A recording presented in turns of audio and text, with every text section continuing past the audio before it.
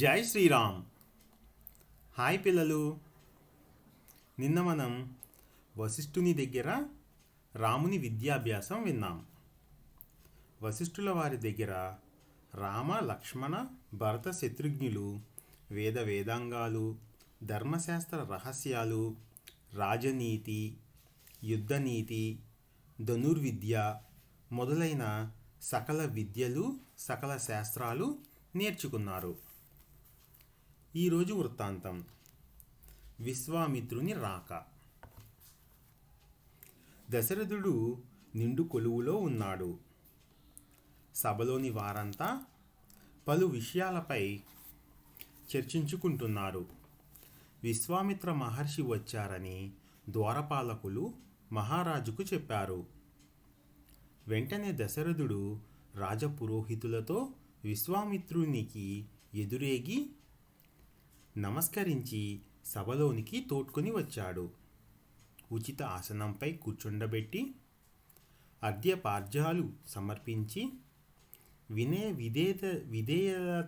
వినయ విధేయతలతో మహర్షి తమ రాకతో అయోధ్య నగరం పావనమైంది.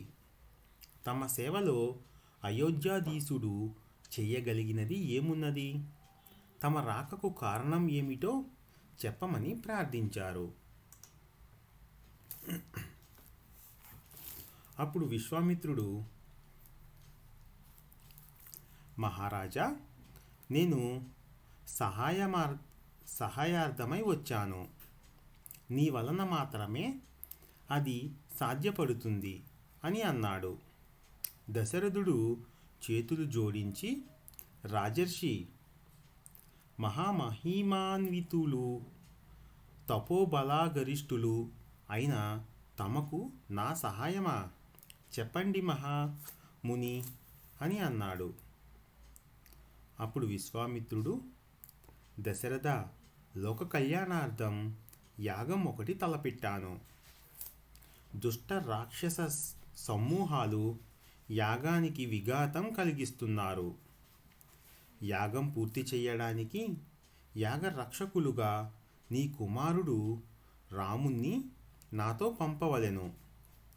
యాగం పూర్తి కాగానే నీ కుమారుడిని క్షేమంగా తిరిగి నీకు అప్పగించగలను అని చెప్పాడు.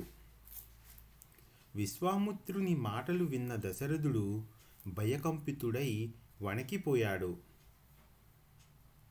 ముక్కుపచ్చలారని నా రాముని, నిండా 16 ఏళ్ళు నిండని పసివానిని సకల మాయా విద్యలెరిగి రక్తమాంసాహారులైన రాక్షసుల సంహారానికై పంపడమా?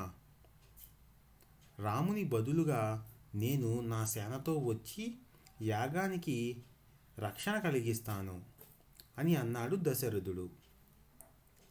అప్పుడు విశ్వామిత్రుడు కోపోద్రేకుడై, దశరథ, యాగ రక్షకునిగా రాముని నా వెంట పంపెదవా లేదా? ఋషుల కోరికను మందించటం రఘువంశ ఆచారం. ఆ మర్యాదను తప్పినవాడు ఇంతవరకు ఎవ్వరూ లేరు. నీ వల్ల రఘువంశానికి కళంకం తీసుకుని రావద్దు అంటూ లేచి వెళ్ళిపోతుండగా వశిష్ఠ మహర్షి విశ్వామిత్రుణ్ణి శాంతింపచేసి దశరథునితో ఇలా అన్నాడు. మహారాజా, రాముని విశ్వామిత్రునితో పంపు.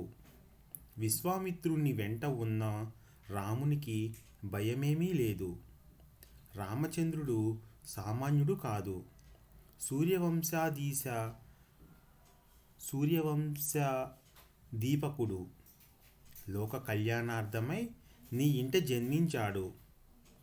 రాముని బలపరాక్రమాలను గురించి నీవు సందేహింపవలదు అని అన్నాడు.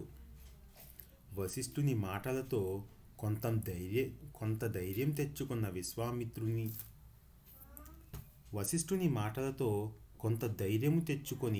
విశ్వామిత్రునితో రాముని పంపించడానికి అంగీకరించాడు దశరథుడు. పిల్లలు, అర్థమైందా?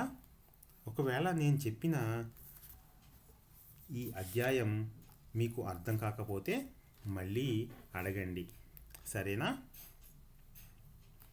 ఓకే పిల్లలు, రోజు సరదాగా ఒక్కొక్క చిన్న చిన్న వృత్తాంతాన్ని ఇలా విందాం, సరేనా? మరి గుడ్ నైట్. మళ్ళీ రేపు మరొక చిన్న వృత్తాంతంతో కలుద్దాం. జై శ్రీరామ్.